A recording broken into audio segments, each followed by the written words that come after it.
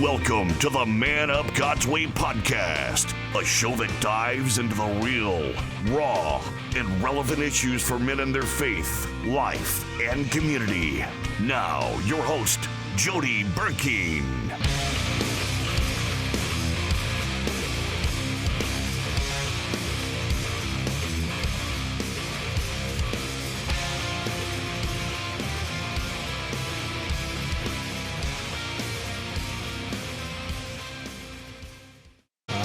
Guys, thank you so much for joining us tonight. My name is Jody Burkeen. I am the founder of Man Up God's Way Men's Ministry and the host of the Man Up God's Way podcast. We are here tonight with a special guest. I'm really excited about it.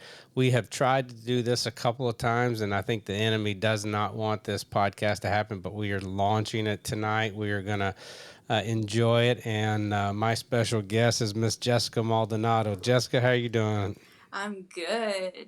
I'm excited. I was jamming out to your like intro that? music. I like that's the guitar riff from Deciphered Down, a Christian rock band. Yeah, I've heard of them. We've had them come at the church and do a couple of things, and I've known them for going on almost 20 years.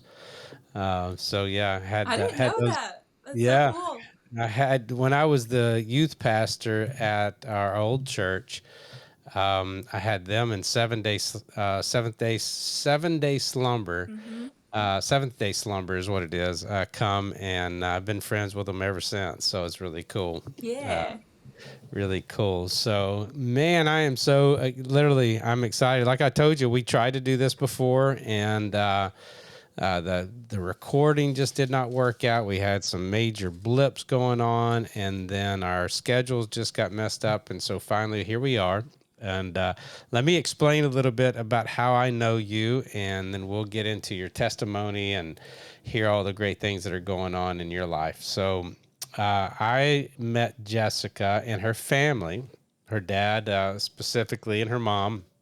Jessica was a youngster when she first came to our church, and I had the privilege of watching her grow up in the faith, and then they moved to Texas, or her family did, and then eventually Jessica ended up getting into acting and music, and now she's married and got a baby, and you're not supposed to have a baby. You're still a little Jessica in my eyes, so it's kind of weird to call you a mom. So, but that's the nature of life, and I love that you're following everything that God has placed in your life too. So, Jessica, why don't you tell our audience a little bit about your story, and you can do as long as you want and as detailed as you want, and just kind of, go back to your salvation, and I know that you had a recommitment, and things just kind of kicking in as you get older, and an understanding that changes and takes place. So why don't you give us a little overview of your life and your testimony?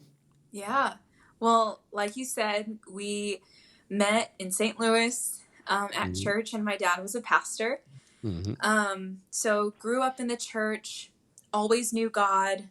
I can remember from when I was even really little, I could tangibly feel the Holy Spirit, just always just immersed in church and the faith.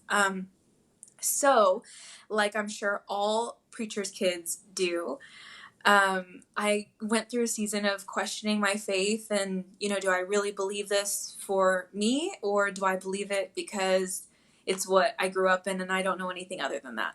Right.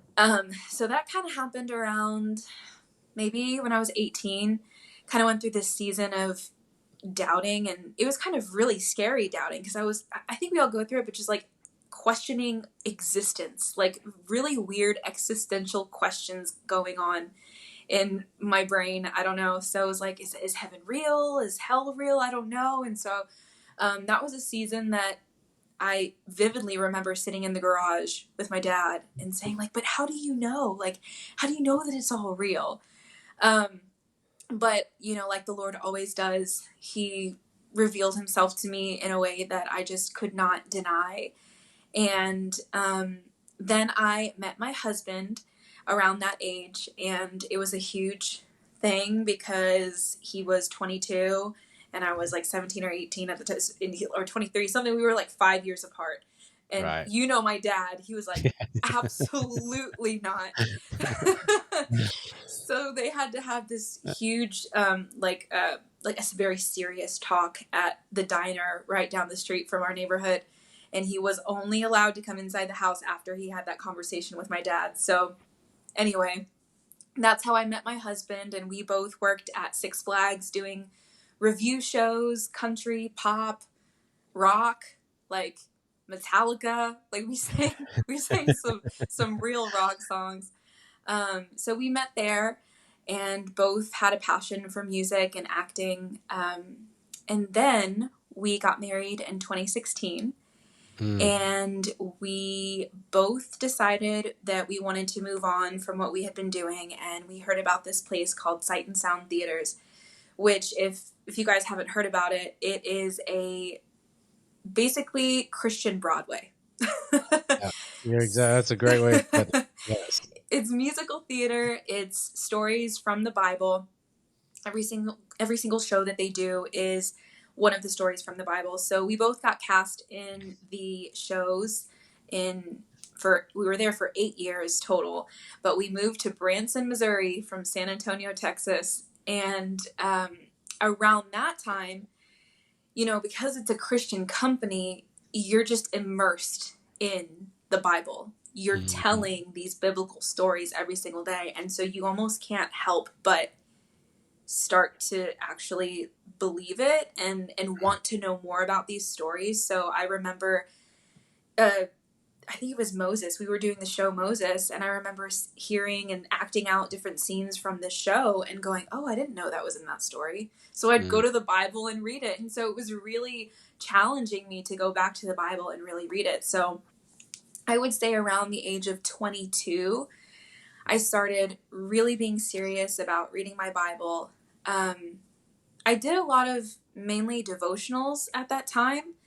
And then it started to grow into actually reading the Word of God. And devotionals are great, don't get me wrong, but I feel like I was only being fed by little snippets of a devotional. Yeah, I always say that's good supplement. Don't make it your bread and butter, so to speak. But if you're not reading anything, a devotional's better than nothing. Yeah. And I felt that way, but then there was just this hunger to really dive deep. And so started reading the Bible more. And then my husband and I, in 2020, we got cast in the show Queen Esther. So we moved from Branson, Missouri to Sight and Sound's second location in Lancaster, Pennsylvania on the East Coast. So when we moved, that was crazy because the whole world shut down and everything. So that was You didn't just get cast; you were the lead. Yes, I was. You were Queen Esther. Esther. Yeah. Okay. Yeah. All right. It I just was. wanted our audience to know that. I'll brag on you a little bit. It was an amazing thing, and I can go into it a little bit later. But it just proved to be God the whole time, and it just proved that when God calls you to do something, you don't have to necessarily be qualified for it, but He calls you and He equips you. Right. So I got cast in that role, and we moved to Lancaster, Pennsylvania. Then the whole world shut down right when we were about to open the show.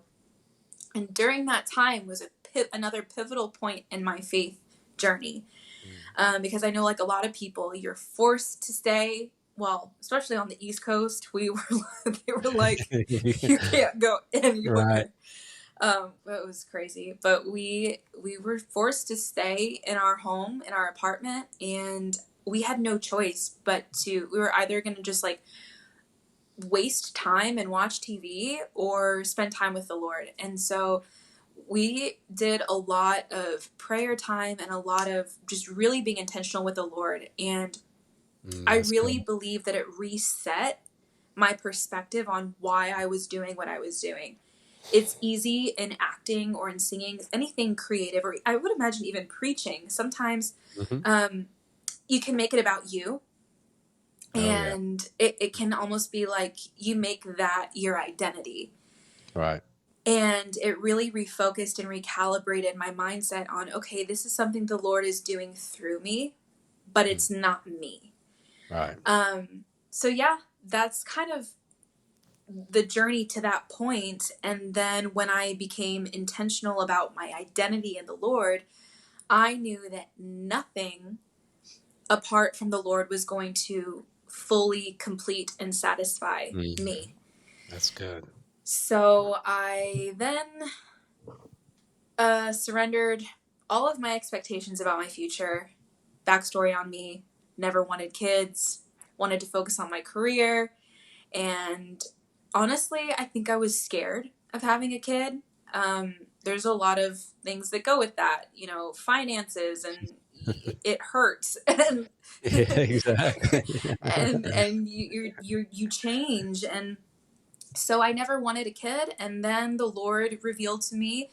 I was in the middle of a show. We were doing the show Mm, David, and at the end of that show, they do an altar call, and in the altar call, they say, um, Lord, reveal to anything to me that is separating me from you. Like, help me mm, surrender everything. And I would pray that every single day. And I say, be careful what you pray for, because he revealed it to me, which was, why are you so closed off to having kids? And in right. that second, I surrendered and I realized I wanted to have a kid. So I immediately ran off stage to find my husband, and I was like, Jesse. My husband's name is Jesse, which Right. is weird because my dad's That name is is that Jesse. is really weird. I was like, Jesse, this is crazy, but I feel like the Lord, it felt like a Mary moment, honestly. It was like, I Right. feel like the Lord is asking us to have a baby. And I know that's crazy because I never wanted to have a kid. And I told you when we got married that we weren't having kids. And all he could say to me was, you'd be a great mom. Mm. And I went, wait, you're not supposed to say that. You're supposed to tell me that it's not the right time. And what are you thinking? So it all lined up to be totally the Lord. And so then I ended up having my son, Israel. Mm. And What a great name. yeah, Israel Michael. Oh, wow. And and I know he's going to do great things. The Lord has revealed so many things through dreams, about who he's going to be as a man of God. And all that to say, the Lord took me on this journey of communing with him, becoming closer with him, and then revealing to me the desires of my heart that weren't necessarily what I Mm. thought I wanted from the beginning, but my heart changed because I surrendered everything to the Lord. And then I moved back to Texas, and here we are. Wow, that is great.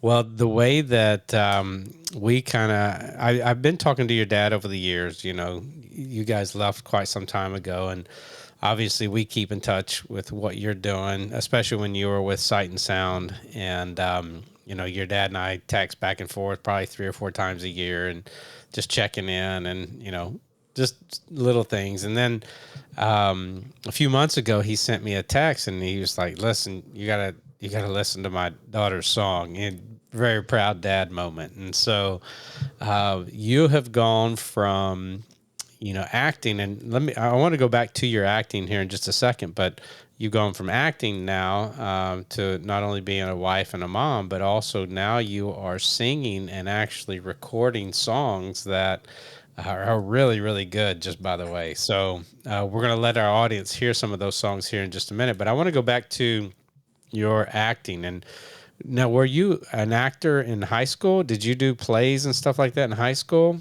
I did the annual musical that they always Okay. did a year, but I wasn't in theater. Didn't really do much with theater until Mm, I got to Sight and Sound, to be honest. okay. And I Wow. fell in love with the acting side of it. Wow. Wow. Okay. So yeah, I mean, because you used to lead worship here, you and your mom both, when we were all going to church together, and so that was really cool, just to be able to see you up there as young as you were in high school, and you know, just doing that. And I always knew that you would go somewhere. So let's look at the song that your dad sent me, and this song, and you can. Help me with this in just a bit. It's at your feet. Why don't you tell me a little bit about how this song came about, and then we'll play it. So, Actually, hold on, real quick. Why don't you start off and tell me how even though you've been singing, how did you get into now recording? so it was just a God thing. I was now forced to be home again, but in a different circumstance than COVID. It was Right. now I'm a stay-at-home mom. I'm staying home with the baby. And I just had these prayers that became songs that I Mm. just started writing these songs and they were just coming out. And I prayed after I wrote that first song. I wrote that At Your Feet in one day. And I prayed and I said, God, do you want me? Is this for me? Or do you want me to share this? Mm. And within 5 minutes, I had a friend text me and give me the contact to a guy that is a producer here Wow. in San Antonio. And so That is that great. was the answer for me. And we connected, and he, at that time didn't have a lot of money. We moved in with my parents. We were just in faith going through this season of knowing that the Lord called us to be here to be close to family, but we were trying to figure things out. And my friend, he eventually became a really good friend of mine, but he was like, I believe in your testimony and your story. I'll do it for you for free. And that was a total God thing too. Holy cow. Wow. All right. Well, let's give it a listen here, and then we'll stop and let you just talk a little bit about it. So this is called At Your Feet. You deserve the praise. Rain your spirit over me in this secret place. And through the brokenness, you made the same. And I will glorify your name. Jesus, worthy is the Lamb, your blood was shed for us. You rose victorious.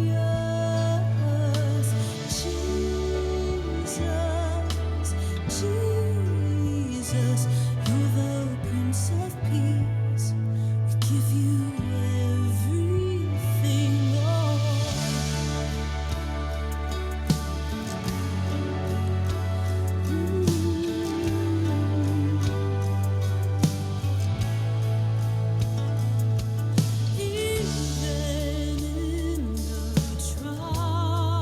So how long did this take you to write? One day, One day. less you than just a sat- day. It was like 6 hours maybe. No kidding. So you just sat down at the piano. Like, what was the inspiration? I was spending quiet time with the Lord, and I just heard a little melody, and it just wrote itself. Wow. Wow. That is great.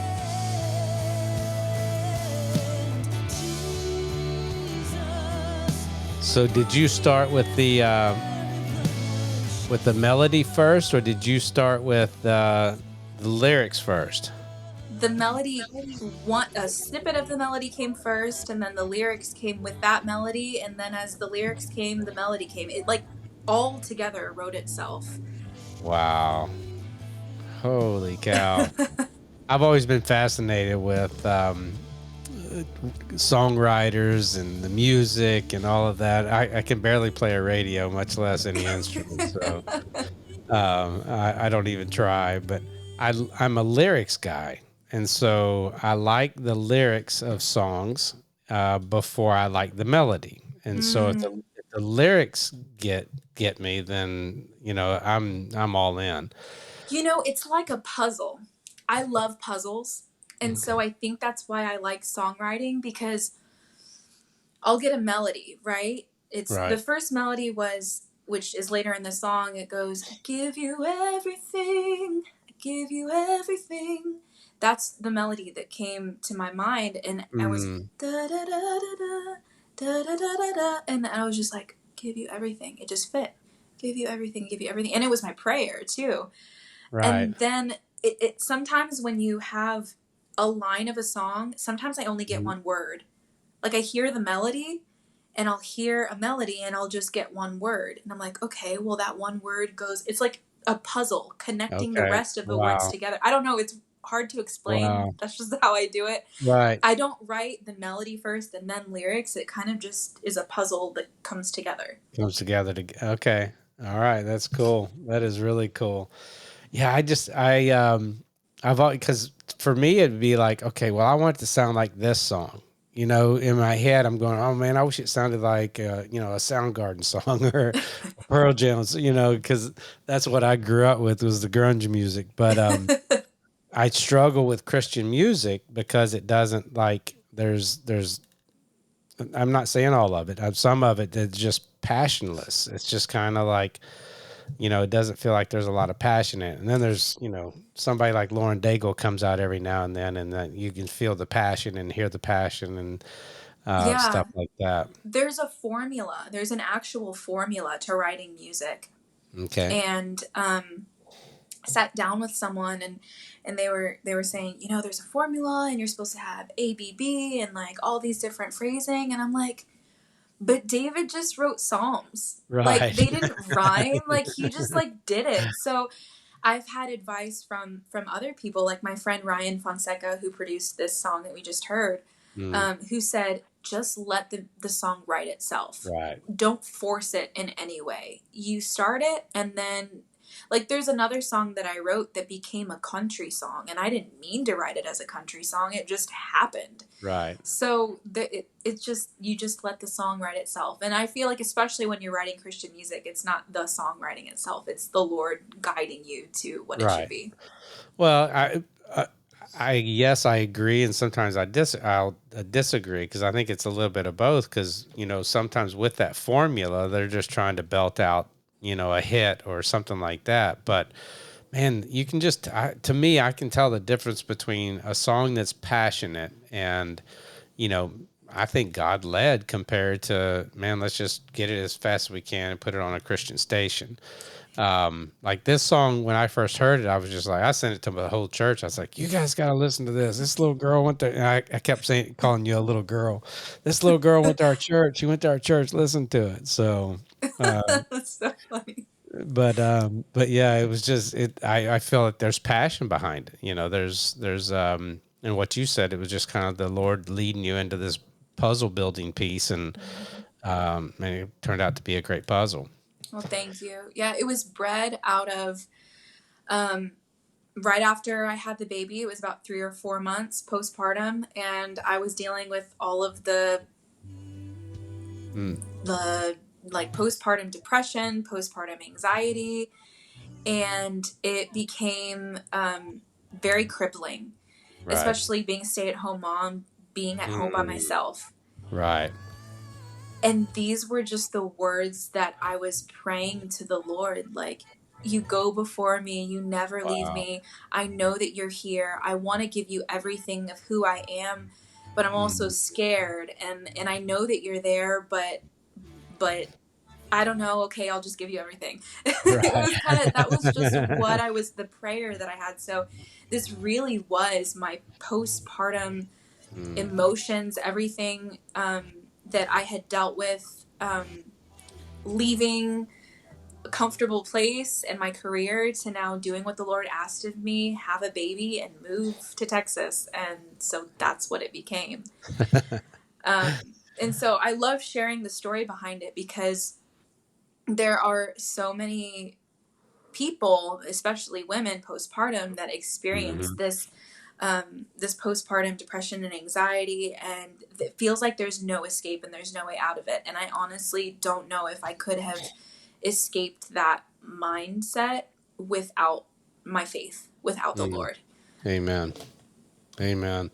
You know, that's something that we deal with quite a bit, even on the, you know, especially on the men's ministry side, is there's a silent killer. I call it a silent killer just because, you know, men are less likely to be verbal or vocal about their depression or their anxiety. And unfortunately for most people, they're not grounded in their faith. It's what I tell my church all the time and people I disciple is that you have to have a relationship with Jesus Christ especially on the mountaintop. You need to know him, because a lot of people fall off on the mountaintop. They just kind of quit. Everything's great. The checkbook's full. The kids are good. Everybody's great. And the next thing you know, you kind of walk away from God. And if you're not engaged in God, there's always on the other side of the mountaintop, there's the valley. And if you're not engaged and your faith isn't the thing that you stand strong on at all times, depression and anxiety will eventually kick in no matter who you are, especially when you start getting into the trials and tribulations and the muck and the mire. And the next thing you know, you literally have no hope, because you haven't had that continuous relationship with Jesus. You're not in your scriptures. You're not praying all the time. You're not fellowshipping at church. And it can be very, very dangerous. And I love what you said, that if it wasn't for your faith, you wouldn't have gotten through it. And that's just, for all Christians, we've got to be steeped in our faith and sturdy in our faith, and know that when trials and tribulations do come, because guess what? They are going to come no matter what happens to you, or who you are. You're still going to go through. You don't get out of this life unscathed. It is the Lord that is going to get you through. Yeah, I'm a very emotional person. It's not just because I'm a woman. I am a very emotional person. I used to be a lot more impulsive with my emotions, and something that the Lord revealed to me was this phrase. It was, do not allow your emotions to twist your perception of reality. That's good. I allowed my emotions for the longest time to shape how I thought someone thought about me. Like, they may have never said something bad about me, but because I felt maybe they didn't like me, I made up this whole story about them. Or I got so much anxiety and there was so much stress in my life because I was allowing my emotion of whatever emotion it was to just shape my perception of the situation. And that really helped me going into that postpartum season of okay, my emotions are here, but they're not truth. Like, they are real, they're here, but they're not what the truth is. And my husband would not mind me sharing this at all, but that's something that he has dealt with as well in the postpartum season. I feel like not a lot of people talk about what changes for a man being a new father. They kind of only circle around the woman because, they carry the child and they go through all the labor and everything. But men go through this just responsibility shift that now I'm in charge of this thing, this tiny person that can't do anything for themselves. I can't be a boy anymore. I got to be a man.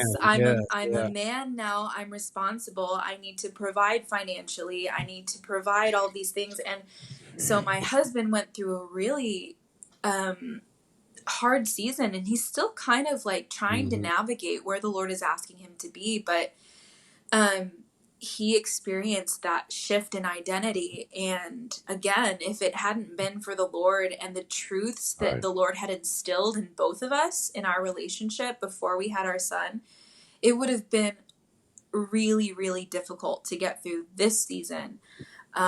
So you're right. When we have that faith and we know that truth, it helps us when we're on the mountaintop, so that when we go through the valleys, or we go through those hard times, or we're dealing with depression or anxiety, we can maybe not, it doesn't make everything 100% better, but we know what the truth is. Right.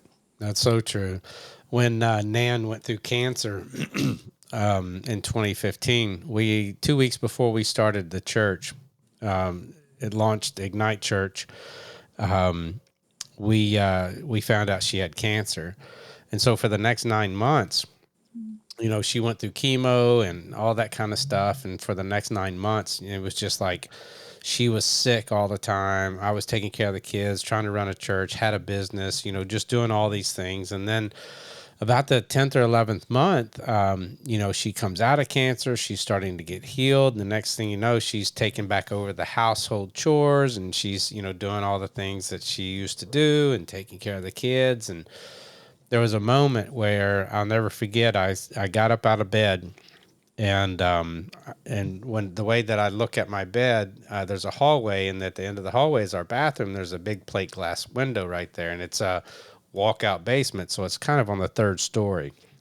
And something in my head said, "Run and jump," and I just kind of like whatever, And I went and got in the shower and got ready for work, and went downstairs, got my coffee, started reading my Bible, and my kitchen is on the second story, and I overlook and I could see my deck, and something said, "Go hang yourself," and I was like, "Just stop it," just this quick little thought in my head. And so later on that day, I had an errand to run, and I ran out, and something in my head said, "Swerve," in front of this truck, and this kept going. Like, this started happening. It was almost like Groundhog Day. I'd wake up the next morning, I'd look at the window, said jump, and I'd go downstairs and I'd get it, and it was just this reoccurring thing that happened for about 6 or 7 weeks, and I just couldn't get it out of my head. It was just this thought that kept going on. And what ended up happening was, I had these suicidal thoughts, all about the depression and the anxiety that I had because my wife, one, almost died. She was on the brink of death. And then two, I was just so busy for 10 or 11 months that, I would wake up in the morning, it would just fly by, and, everybody's in bed at 9 o'clock, and I'm by myself because Nan's in bed, she couldn't even get out of bed. And, it was just kind of this craziness. And it was the first time that I'd ever had depression or anxiety. And what helped was, one, my faith in Christ. I knew that I would never, commit suicide. That was not, it was a thought, don't get me wrong, but it was never placed, the thoughts were never in action, I should say. And then the second thing was I got help. I talked to somebody. I started, meeting with a counselor, and just getting that. And so I say all that to say is that, it can happen to anyone at a moment's notice, and we have to have, one, the faith, and two, I think a second, an avenue to get out of that. Along with your faith, had songwriting, that just in that moment, you're worshiping God in the storm. And when you can do that, you got your faith down, when you're worshiping God in the storm. I was doing the same thing in a really weird way. Nobody knew what was going on. I just had this struggle and this fight that was going on. And finally, once I was able to talk about it, it ends up becoming my testimony. I'm able to share with other men who are, so prideful that they won't talk about some of these issues. And so I think what you're going through right now and what you've been going through in the season that you're in is going to be a massive testimony that you're going to be able to help other women with. I agree. So I'm praying for you big time. That's going to be awesome. Thank you. As a matter of fact, aren't you being asked to come and sing for a group? Yeah. If I recall. So I actually there's a pregnancy care center here in San Antonio that asked me to write a song for their gala that they're doing. That was crazy. That was another crazy God thing, because I also got involved in doing film, and I was cast in a film that they did for their pregnancy center. It's an amazing film called Crossroads. It won an award at the Christian Film Festival here like a few weeks ago, actually. Wow. But it's all about the crossroads of women who think they might want to have an abortion, but the pregnancy care center helps them through that season of choosing life. And so that's what the short film is about. And so I was in that film, and then they remembered that I wrote music, and they called me up and asked me to write a song for their gala. So I'm writing a song for the gala, and they're paying to produce it, which that's a God thing too. Wow. And they're also asking my husband and I to speak at the gala and share our testimonies of that postpartum season. Praise God, Jessica. That's awesome. I don't know. I couldn't have dreamt this stuff up. It's just happening. Well, like I said, like we've been saying, it's your faithfulness, in your walk with God. He's going to lead you through some crazy things, the things that you could have never dreamt of. And that's the great thing, if we could do it and dream it all, then we don't necessarily need God. That's the great thing about having God, is that he shows up and shows off in our lives, and then we realize why we worship him in the end. Yeah. That's awesome. So you've got a new song coming out, and so tell me a little bit about this song. So you've kind of got a few genres going on that I love, because I love the eclectic, mindset that you have. Everything from acting to singing, and then it's not just one. You're not in just one vein. You're in a couple of different veins here. So tell me a little bit about this song. Yeah, so At Your Feet, I wrote in that season. It was a very worshipful song. It was Okay. actually used in another short film that I was in, for the story of Mary of Bethany when she anoints Jesus's feet with oil. So that was actually in that short film that has also been nominated for a few awards at some film festivals. So that was really cool. That's that awesome. that got into a cinematic thing. And then I wrote another song for a film. I was in a film and they said, we need a song for this film. And I said, I'll write one. So I wrote that one. And that one's the one that kind of became like a country worship song. And then one day I'm driving down the road. I went to the gym. I'm coming back home.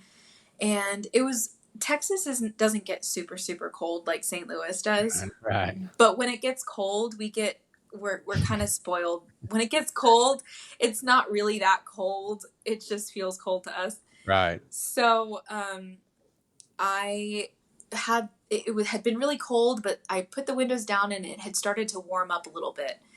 It kind of felt like, okay, spring is coming. And I just, in that moment, felt so much joy. And I had just been listening to a sermon while I was working out, and I don't know, I was just in this mindset of like, okay, God, like today is beautiful. And then I went, I think I want to write a song that makes me feel how I feel right now, like makes me feel good. And so I went home and I started writing a song. And then a few days later, I wrote another song. And then a few days later, I wrote another song. And so I had three songs, actually 4 songs, one after another that I wrote that kind of have this same feel good vibe. The kids call it vibe. So I'm actually putting out an EP that will be coming out at the end of the summer. But throughout the summer, I'll be releasing each song individually. So this first song is called Your Love, and it really talks about how, a little bit of what I said before, nothing in the world can fully satisfy me other than the Lord. And I recognize that God, your love is enough for me. It's not all of these other things that I've been seeking love through. And so it's like this like heartfelt lyric, but it's to a fun. Yeah, it does. It almost, when you said it's a perfect, the way that you format, that you said it, you kind of brought it in, is that you had the windows down, it's warming up, and that's the kind of song that it is. It's just like, so let's turn down the windows and turn this song up. So, all right, well, let's give it a listen here, because it starts off really, really good. So here we go. Oh, it's been a long time since we've been here.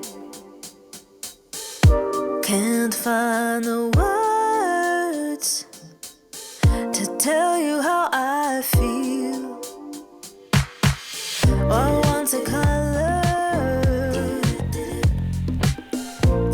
has now turned gray. The music's fading. Oh, it's fading away. I'm tired of searching, so tired of trying to fill that void. I'm always wanting for something greater than before. Nothing in this world can satisfy. I can't find a thing that gratifies my soul. I finally recognize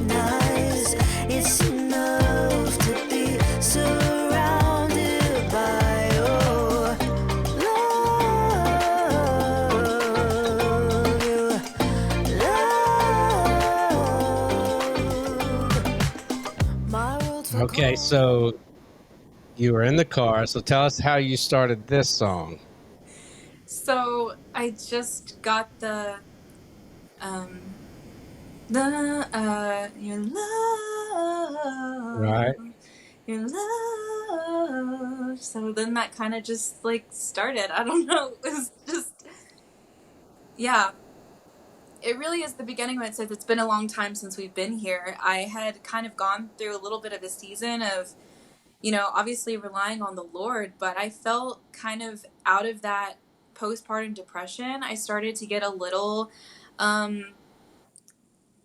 upset with God, I guess. And so I knew that I should be praying and I knew that I should be seeking him, but I was kind of like, I'm mad at you. I don't want to talk to you right now. And so those lyrics are, hey, like, it's been a long time since I've talked with you and since we've been sitting here in this quiet place, but I want to let you know that I'm seeing all these things in my life and it doesn't have color without you, basically. It was just, I don't know, a conversation that I had with the Lord. So that's how it That is happened. awesome, Jessica. That is awesome. Well, that is so good. So you're launching this song, so we'll help you promote it. We'll get it out there here pretty soon. And then how are you doing the other songs? So you have how many more songs behind that? So this song, I actually also recorded it in Spanish. So it'll be a deluxe single that comes out with the English and Spanish version. And then I'll have another song come out in hopefully July at some point. And then the whole EP will come out hopefully at some time in August. And all of the songs will be on there. There'll be one song that I don't release as a single, but it'll come with the EP. So it's kind of just all happening together. And I actually signed with a record label services called Pure Mosaic Records. They're out of Nashville. That was like, I think a month or two ago I signed with them, and that was a God thing too. It was a Wow. crazy thing that happened. And it's so nice to have a team to help me figure out this music business thing, because the music business is like tiny percentage of actual music and the most of the percentage is business. Right. And that's stuff that I honestly know nothing about. I can read up on it and Google as much as I want, but there are just things that I don't know. So super excited to work with the team because they all are in it for the right reasons. Like, their hearts are in the right place. And that's one thing that has been a little disheartening, I will say, about getting, and I'm just going to be real and honest and vulnerable, getting involved in the music industry, the Christian music industry. It's been a little disheartening at times because it is a business above everything. Right. And there have been times where I'm like, man, like, this kind of feels like secular world stuff. And, so you don't always meet people who are in it for the right reasons, but there are people that do it for the right reasons. Right, So exactly. I'm excited that the Lord has kind of brought me into that community of people. So That's great. So what does that mean? Like, as far as having the you're signed. So do you have to do these now? What do you have to do behind that? What does that mean? so Like, what does that entail? so they own, they don't own the masters of my songs. Like, I write these songs completely by myself, and then I send them off to a producer, or I work with a producer locally who will produce the songs, but I own the songs. There's something that's called publishing, which Right. I won't get into all of that, but it's basically a 50-50 split of publishing. So I'm giving them something to, Right. I guess, like, give them a portion of my music, but it's not, they don't own the songs. It's just the publishing. Right. So there's a kind of like our payment, I guess, and that just goes into, they have all the connections and they know how to distribute and they know how to pitch to playlists on Apple Music and Spotify and all those things that you want to get your music heard. But, Right. as an independent artist, it takes a lot of energy and a lot of time, and not a lot of people really know how to do that. So, that's been a godsend too, just to have them involved in that and actually coaching me and helping me with that too. That's cool. Yeah. So are you, what happens after you launch these three? Are these 3 or 4 songs that you're doing as far as the EP considered part of that? Yes. So Okay. everything I do for the next year will be in under that. I can write with whoever I want to write with. I can use any producer I want to write or I want to use, but they will have that percentage of publishing. And so like normally when you write with people, if you co-write, your co-writer will have, well, if it's a 50-50 split, you own 50% of that song. So then I would give them 50% of my 50%. Got it. So Got it. that's kind of how it works. And it's crazy because these major labels like Capitol Records and all these things, they actually give you loans of money Right. to do these songs, but you have to pay them back. You're right. Yeah, exactly. Yeah. That is Yeah. crazy to me. Like And I said, business. I mean, right. good for them. But I'm like, Yeah. man, you gotta. It puts that pressure on you to go out and do live shows and stuff to make Right. up that money to pay them back. Totally. I get it. I get it. I can't even imagine. Luckily, I'm not talented enough. Like I said, I can barely play a radio, so I don't have to worry about that. Well, I am so excited for you. The music is awesome. I mean, it's just, I love it. I think you're going to do really good, especially in the genres that you're looking in. You've got the voice for it. You've got the look for it. Now it's just a matter of getting it out there and glorifying God with it. And I know that's Yeah. what you'll do. Thank you. So what's coming up next? I mean, you've obviously gonna have to start writing some music, but what else is in the pipeline? Yeah, so I have another short film that I'm going to be in El Paso. It's another pro-life film. And then I'm like I said, writing a song for this pregnancy care center Mhm. gala, which I plan on releasing. So that song is basically written. I just need to zhuzh it a little bit and produce it. Right. And then I do have At Your Feet.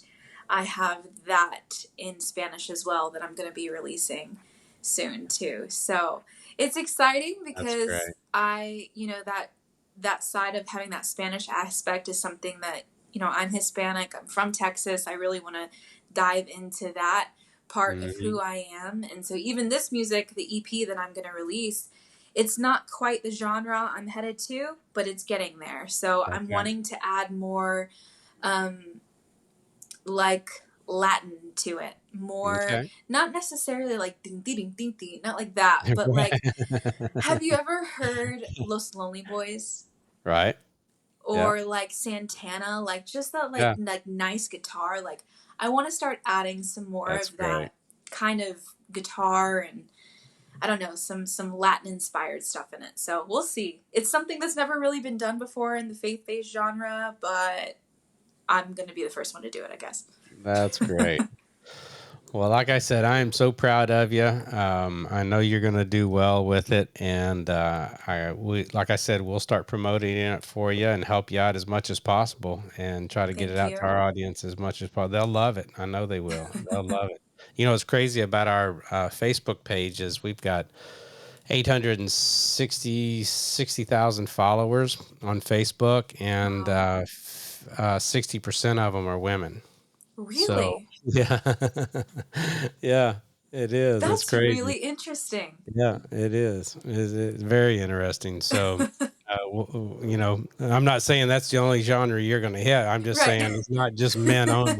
There's a bunch of women on there too. So Yeah, it's that's so great. cool. I saw when my dad was telling me that you're like, yeah, he said you should be on his podcast. I was like, cool. Like, I'll look it up. I looked at him like, what? This is crazy. He's like famous. I don't know about that, but we've also got a private page of all men with 60,000 men on it, and it's called Wow. Man of God's Way Community, and it's a really good community. And then Instagram has 30,000, and then our YouTube and TikTok, and we're getting thousands of downloads a month off of our podcast. So God is blessing us big time. Wow, that's so cool. I'm trying. I'm like, I gotta get content out there, and I don't want to like make it my God. So I'm trying to be very careful with how much I obsess over it. But it is a business. I'm like trying to like get stuff out there. Like, man. What I would do is I would pick one or two, platforms. Don't try to do all of them. Do the ones that, and then, what you do is you build your content for those one or two platforms. Then you can pull some of that content off and put on the other platforms. So don't get so thinking you've got to do all 20 of them. Find one that works and stick with it. Just be consistent. That's all you have to do. If you're consistent, you'll grow the page, no problem. So that's awesome. Thanks. Well, I am so excited for you again. Tell your family I said hi, and that we love them and we miss them, and to take care. I will. Thank you so much, Jody. Thank you, Jessica. God bless. God bless you. You've been listening to the Man Up God's Way podcast. Visit us on Facebook, Spotify, Apple, iTunes, and our website at manupgodsway.org.